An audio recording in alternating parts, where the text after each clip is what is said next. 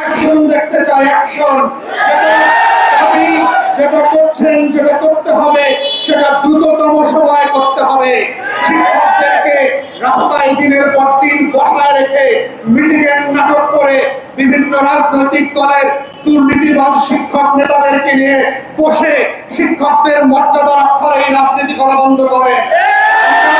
এই শিক্ষক রাজনীতির বাইরে জেনুইন শিক্ষক মন্ডলীর মর্যাদার সম্মানের রাজনীতি দেখতে চাই।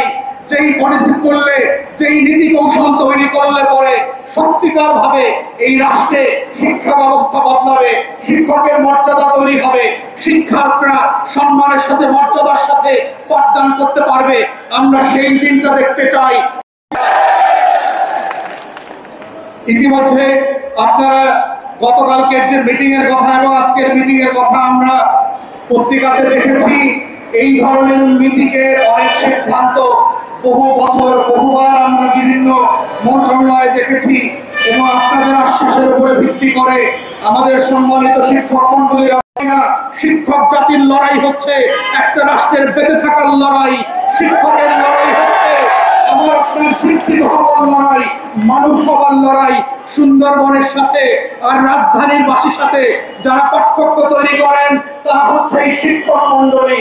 আপনারা আজকে সচিবালয়ে বুঝতে পেরেছেন কুকুর বিড়ালের মতো সুন্দরবনে ঘুরে বেড়ান না, কারণ এই শিক্ষকরাই আপনাদেরকে কথা শিখিয়েছে, এবিসিডি শিখিয়েছে। সেই সম্মান মর্যাদার জায়গা বিবেচনা করে অবিলম্বে আজকের মধ্যে প্রজ্ঞাপন দেবেন যেন শিক্ষক মন্ডলীরা আজকেই তাদের বাড়ি ঘরে ফিরে যেতে পারেন, পাঠদানে ফিরে যেতে পারেন। আসন্ন ফাইনাল পরীক্ষার আয়োজন করতে হবে, শেষের দিকের ক্লাসগুলো নিতে হবে। আপনারাই প্রজ্ঞাপন দিয়ে বলেছেন 11 তারিখের মধ্যে সকল পরীক্ষা শেষ করতে হবে, অথচ যদি আন্দোলন কন্টিনিউ করতে হয় আপনারা 6-9 কারণ এখানে বসে কোনোভাবেই ফাইনাল পরীক্ষা 11 তারিখের ভিতরে তারা শেষ করতে পারবেন না। বাস্তবায়ন করবার জন্যই নতুন করে আরেকটা প্রজ্ঞাপন আজকে জারি করতে হবে।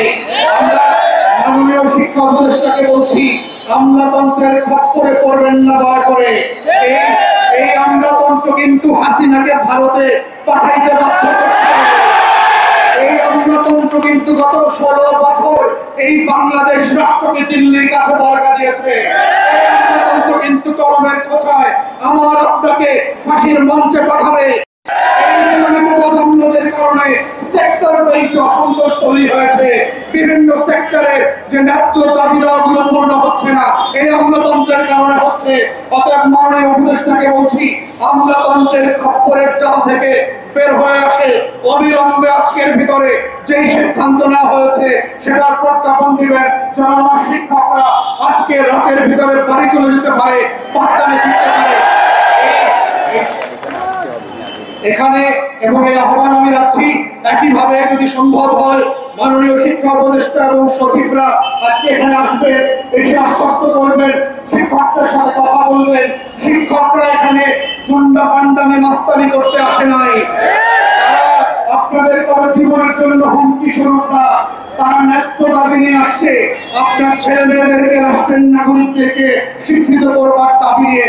অতএব আপনাদের কাছ থেকে তারা আশা করছে আপনারা আসবেন, সংহতি প্রকাশ করবেন, শিক্ষকদের সাথে কথা বলবেন।